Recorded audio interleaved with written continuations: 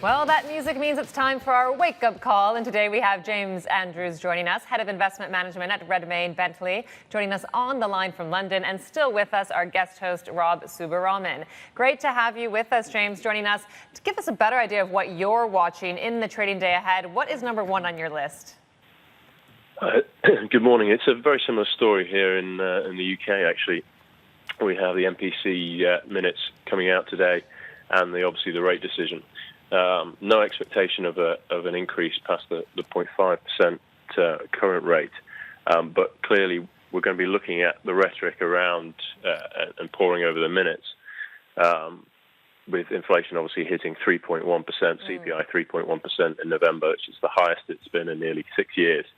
So that's putting pressure obviously on the MPC to move forward, given obviously Carney's going to have to write his letter to say why he's above the target rate. So that's really going to be in focus.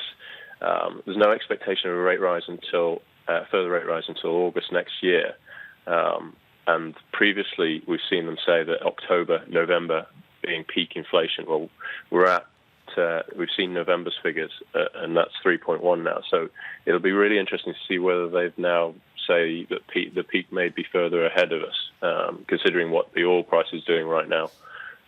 There may be further upside pressure on inflation, and again, that causes a bit of a problem for the MPC, given what they've said about not raising too much too soon.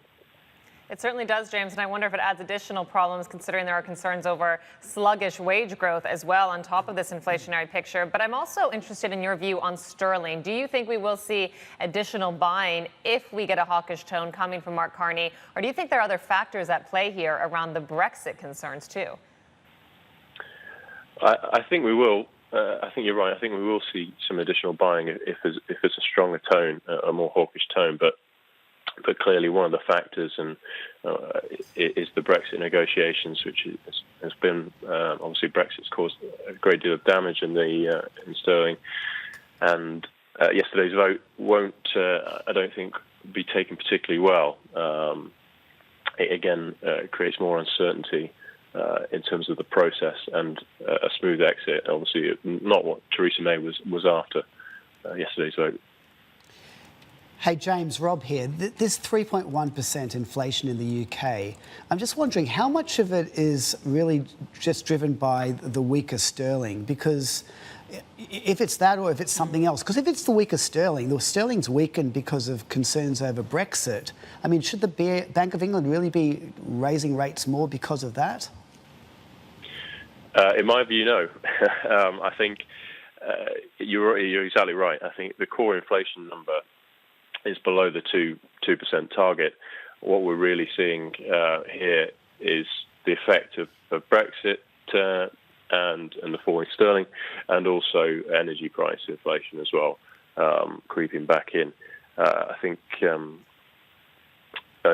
that when I look back at what Carney said back in June about whether they'd take a more conventional approach to policy, he talked about two key factors being business investment in the UK and wages or labour unit costs, and wanting to see both of those be firm before really driving any kind of increase in rates.